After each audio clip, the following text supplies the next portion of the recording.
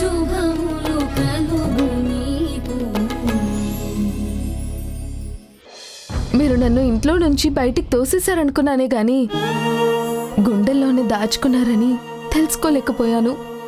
ఏదైనా అంతే హాసిని, ముందు కష్టపడితే తర్వాత సుఖం ఖచ్చితంగా దక్కుతుంది. కడుపులో బిడ్డ ఎంత తన్నినా ఆ కష్టాన్ని అమ్మ భరిస్తుంది. లేదంటే బిడ్డ పుట్టాక ఆ మాతృతూపు మధురిమ ఎలా దొరుకుతుంది?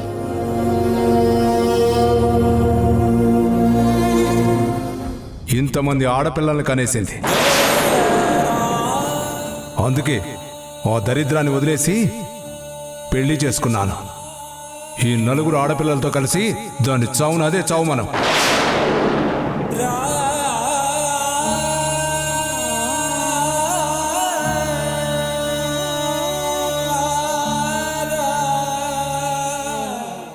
గౌరవంగా తల ఎత్తుకొని బతుకుదాం. భార్యవని దూరం చేసుకున్నవాడు తల దించుకునేలా బతుకుదాం. నా పిల్లల్ని ఇంకా జాగ్రత్తగా పెంచుకోవాలి.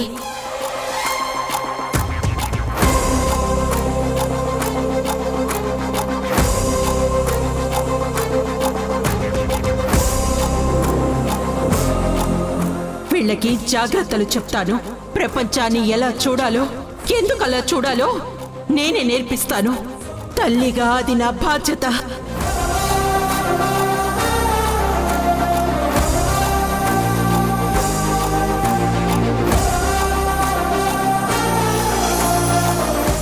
ఇవే నియమాలు పిన్ని, ఈ కృష్ణమ్మ నియమాలు.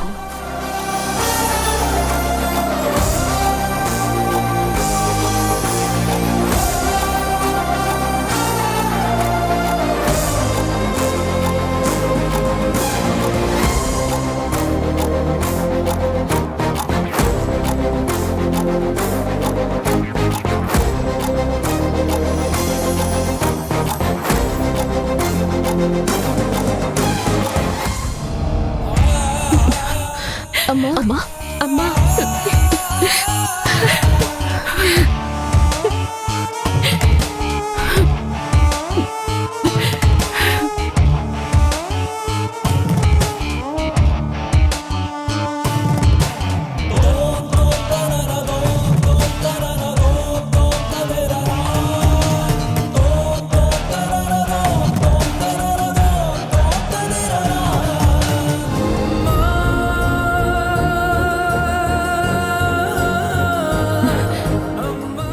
సరే బాబు, క్షమించండి. హాసిని ఇంటికొచ్చిందన్న ఆనందంలో మీ గురించి చూసుకోలేదు. పర్వాలేదు అత్తయ్య గారు, మీ పరిస్థితి నాకు అర్థమైంది. రండి బాబు, రండి.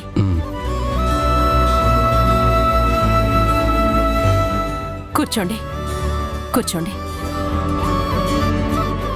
కళ్యాణి, సునైనా వెళ్ళి మంచినీళ్ళు తీసుకురండి. ఒక జ్యూస్ చేయండి. వంటకన్నీ సిద్ధం చేయండి. బాబు, ఏం వండమంటారు? ఆంధ్ర వంటకాల, రాజస్థానీ వంటకాల, ఏదైనా సరే మీరు చెప్పండి బాబు. ఆగండి, ఒక్క నిమిషం.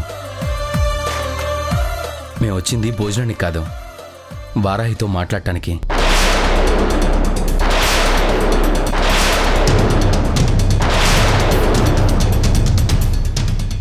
నాతో మాట్లాడాలా? ఏ విషయం గురించి?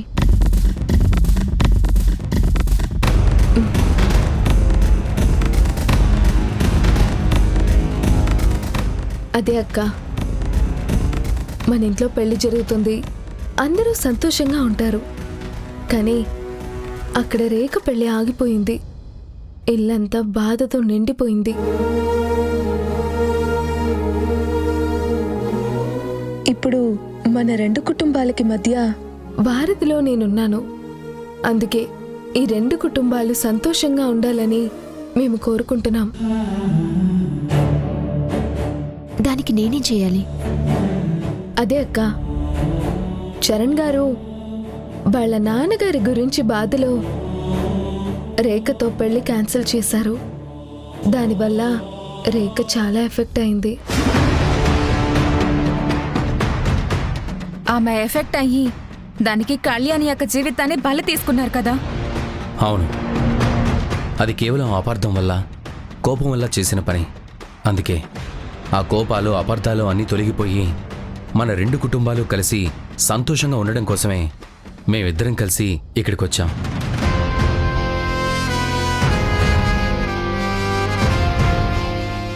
అవునక్క, చరణ్ గారితో రేఖకి పెళ్ళైతే ఆ ఇంట్లో మళ్ళీ అందరూ ఆనందంగా ఉంటారు.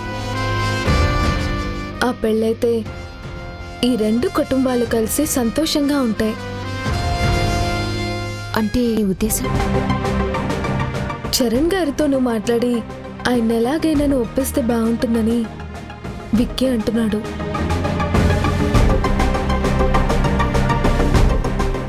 అది కాదు హాసిని. ప్లీజ్ వారాహి,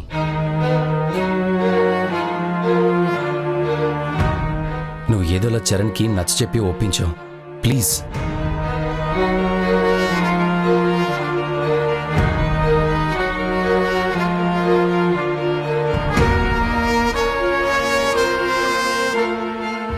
నేనిప్పుడు హాసినికి దూరంగా ఉండి బతకలేను. అలాగని మా అమ్మ చెల్లి బాధను కూడా చూడలేను. అందుకే పాత విషయాలన్నీ మర్చిపోయి దయచేసి నువ్వే చరణ్ ఒప్పించాలి. రేఖతో చరణ్ పెళ్లి జరిగేలా చూడాలి. ప్లీజ్ కాదనుకో.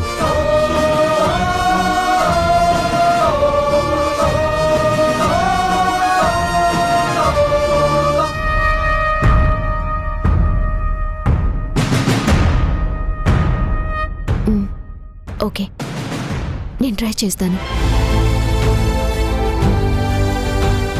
ట్రై కాదక్క, ఎలాగైనా ఒప్పించాలి.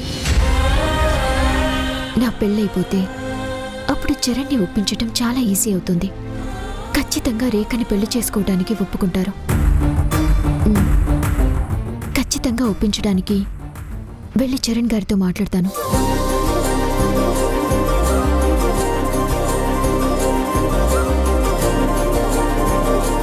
థ్యాంక్స్ అక్క, thank you so much. Hasini, అల్లుడు గారు, మీరొచ్చిన పని అయిపోయినట్టే కదా. ఇక వెళ్ళి కాళ్ళు చేతులు కడుక్కొని లోపల విశ్రాంతి తీసుకోండి. నేను వంట పూర్తి చేసేస్తాను. అత్తయ్య గారు, ఇప్పుడు భోజనాలు ఏమొద్దు, మేం బయలుదేరతాం. బాబు, చాలా రోజుల తర్వాత మాకు సంతోషం కలిగించేలా ఇద్దరూ కలిసి వచ్చారు. మీకు భోజనం పెట్టకుండా ఎలా పంపిస్తాను? లోపలికి పదండి. అది కాదండి. నేనింక మీ మాట వినను. వెళ్ళండి, లోపలికి వెళ్ళి ఫ్రెష్ అవ్వండి.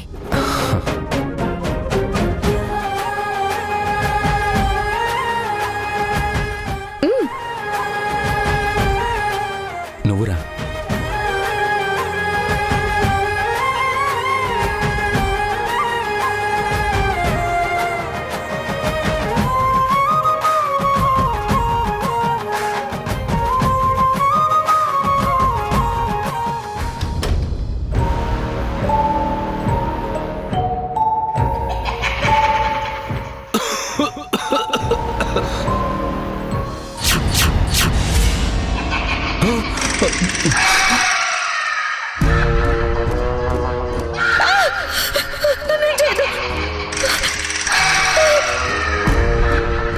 హాసిని, ఏం చేస్తున్నావు?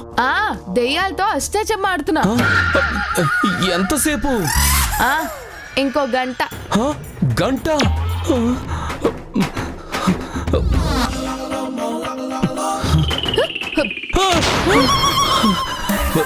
నువ్వా? మరి ఇంకెవరున్నారు ఈ గదిలో? ఫస్ట్ మీ ఇంటికి వచ్చినప్పుడు ఈ గదిలో 2 దయ్యాలున్నాయి. అవి గాని వచ్చాయేమోనని. భయపడ్డావా? అందులో ఒక దెయ్యం నీ ఎదురుగానే ఉంది. అంటే ఆ దెయ్యాలు మీరేనా? మరి లేదంటే నిజంగా దెయ్యాలు కనబడతాయా ఎవరికైనా? అమ్మో అమ్మో, ఎంత భయపెట్టారు. మరి తమరు మాత్రం ఎంత ఆరోగ్యంట్ గా బిహేవ్ చేశారేంటి? అందుకే మీకు గట్టిగా బుద్ధి చెప్పాలని మేమే దెయ్యాలయ్యాం. నిన్ను ఏయ్, పొట్టి ఆగు. ఏయ్, ఆగమంటుంటే. ఏయ్, ఆగు పొట్టి, ఆగు. ఏయ్, ఏయ్, పొట్టి, ఆగు. ఏయ్, ఆగమంటుంటే. ఏయ్, ఆగు. పొట్టి, ఆగు. ఏయ్, ఆగు. ఏయ్, ఆగు. పొట్టి, ఆగు.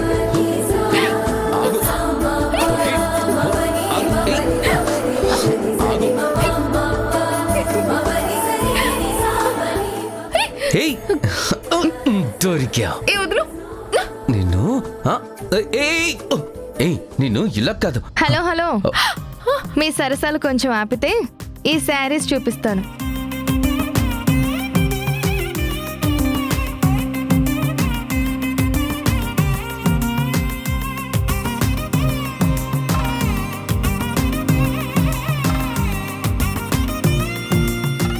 ఇవి మంగళగిరి నుంచి వెంకటేశ్వరరావు గారు అక్క పెళ్లికని పంపించారు. వీటిలో నుంచి నీకు నచ్చిన చీర తీసుకోమని అమ్మ చెప్పింది. హ? నాకా? నీకే.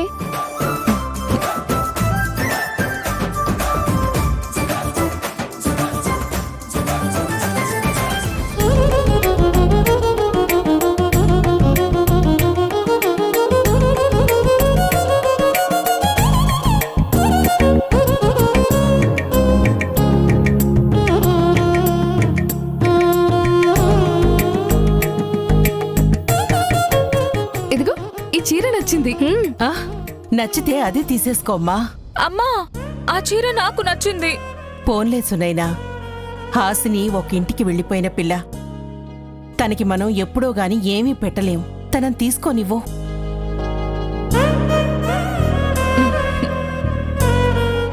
అత్తయ్య గారు, ఆ చీర చాలా పెద్దగా ఉన్నట్టుంది.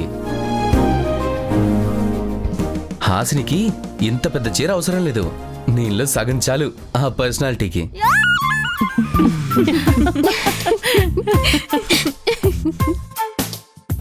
నువ్వు రేవులో తాడి చెట్టులా, ఎడారిలో లొట్టు పిట్టలా అంతెత్తున పెరిగావని అందరూ నీలా పెరిగిపోతారా? అయినా నేను చిన్నపిల్లని. ఏంటి చిన్నపిల్లవా? హ, పాపం అమ్మ చంకలుంచి ఇంకా దిగలేదు కదా. చిన్నపిల్లంట, చిన్నపిల్ల. హలో, నేనెంత పెద్దైనా మా ఇంట్లో అందరికంటే చిన్నదాన్ని నేనే. సో నేను చిన్నపిల్లనే. ఓకే ఓకే, నువ్వు చిన్నపిల్లవే కదా. అయితే నువ్వు ఇక్కడ నుంచి పెద్ద పెద్ద మాటలు మాట్లాడకూడదు, ఓకే? ఆహాహాహా, అవేమీ కుదరవు. నేను మా ఇంట్లో చిన్నపిల్లని, మన ఇంట్లో పెత్తనం చేసే పెద్దదాన్ని.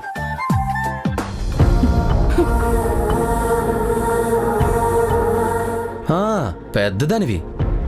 భూమికి జానడున్నావు, పెద్దదానివట, పెద్దదానివి. చూడమ్మా. అమ్మా, ఏమైందమ్మా? ఏం లేదు. మీ మధ్య అన్యోన్యత కలకాలం ఇలాగే ఉండాలి. ఈ నవ్వులు ఎప్పటికీ మాయం అవ్వకూడదు.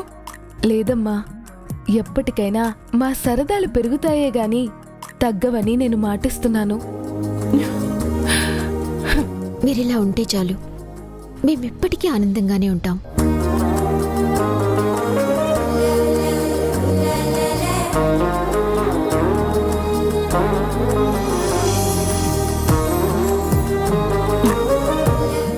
సరే పదండమ్మా, భోంచేస్తూ మాట్లాడుకుందాం. రా బాబు.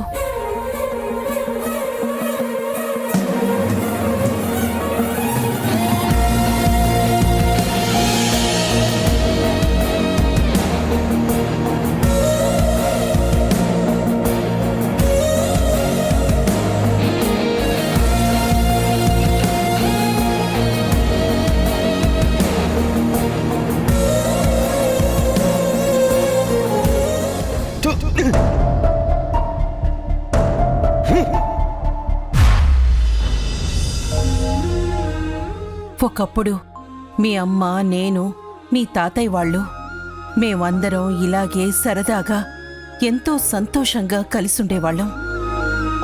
తర్వాత అది కలలా కరిగిపోయింది.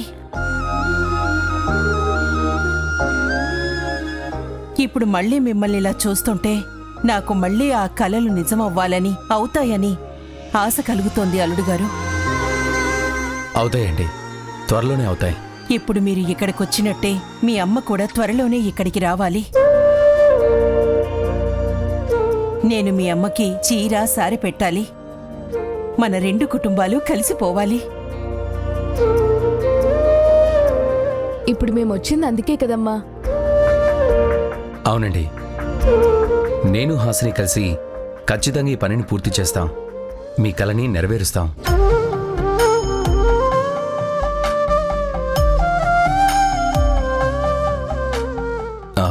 కానీ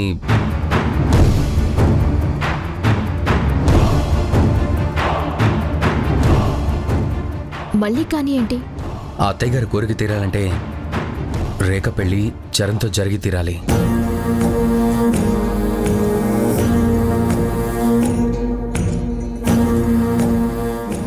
ఆ పెళ్ళైతేనే అమ్మ మనసులో కొంచెం మార్పు మొదలవుతుంది.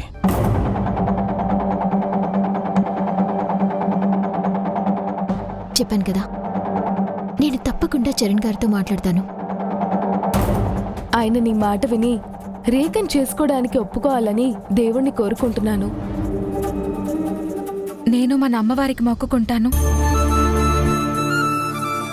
మన 2 కుటుంబాలు కలుస్తాయని కాదు, రేఖ పెళ్లి జరిగి అరుంధతి గారి కోపం తగ్గిపోతే కళ్యాణి అక్క మీద వేసిన కేసు వెనక్కి తీసుకుంటారు కదా అని.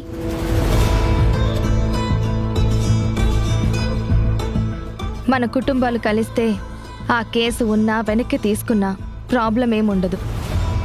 ఎందుకంటే నా నిజాయితీ మీద నాకు నమ్మకం ఉంది. మళ్ళీ నా జాబ్ ఎలాగైనా నేను సంపాదించుకుంటాను. Good confidence.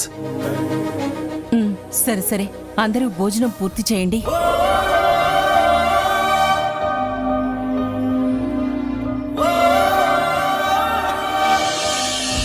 ఓకే అత్తయ్య గారు, ఇక మేము బయలుదేరుతాం. మీరిద్దరూ వచ్చాక మా మధ్య కొంచెం సందడొచ్చింది. కాసేపు ఉండి వెళ్ళొచ్చు కదా. ఉండొచ్చక్క, కానీ మేము అత్తయ్య గారికి చెప్పి రాలేదు. త్వరగా వెళ్ళకపోతే మళ్ళీ ఇబ్బంది అవుతుంది. సరే, మీ ఇష్టం. కానీ నా పెళ్లికి మాత్రం అందరూ రావాలి. వికీ, నువ్వే ఏదోలా మీ అమ్మని ఒప్పించి తీసుకుని రావాలి. అలాగే, తప్పకుండా అందరం వస్తాం. ఇంకొక విషయం బాబు, మీరు ఈసారి మా ఇంటికొచ్చేటప్పుడు ఒక్కటి మాత్రం తప్పకుండా చెయ్యాలి. ఏంటండి అది? మీ ఇద్దరూ మాకు శుభవార్త చెప్పాలి, సరేనా?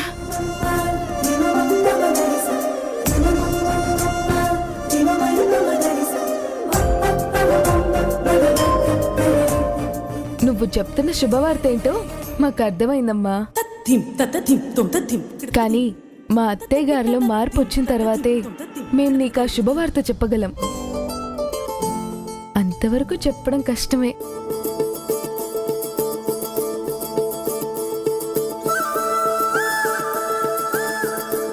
నేనడిగిన వెంటనే అల్లరి పిల్లల తలూపేస్తావనుకున్నాను. కానీ నేనడిగిన దాన్ని అర్థం చేసుకుని దాని వెనక సాధ్యాసాధ్యాలను బేరీజు వేసుకుని క్షణంలోనే నాకు సరైన సమాధానం చెప్పగలిగావంటే నువ్వు చాలా పెద్దదానివైపోయావు హాసిని.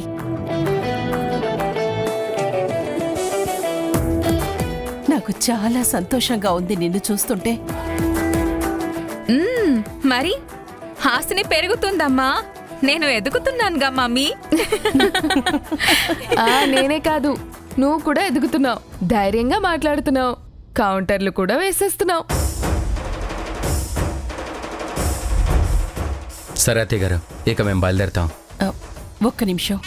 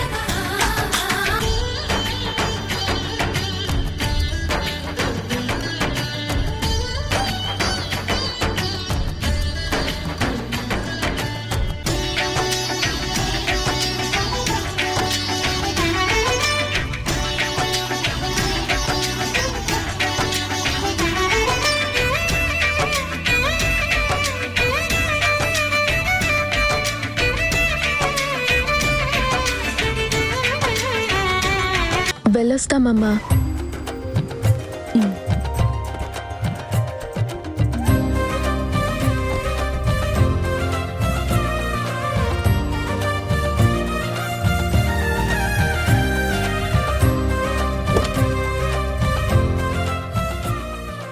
సరే అమ్మా, జాగ్రత్త. ఓకే అమ్మా, వెళ్ళొస్తాను. జాగ్రత్త అమ్మా. బాయ్ అక్క. బాయ్ అక్క. జాగ్రత్త. బాయ్ అక్క.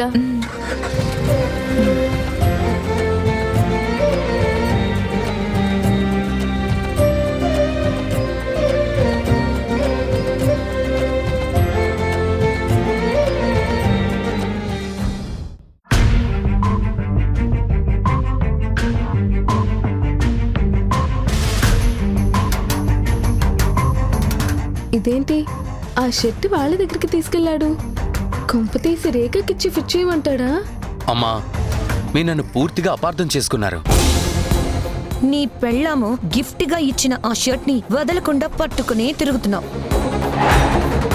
అది చూపించి ఇంకా అమ్మని బాధ పెడదావనా? కాదు, అమ్మని సంతోష పెడదామని.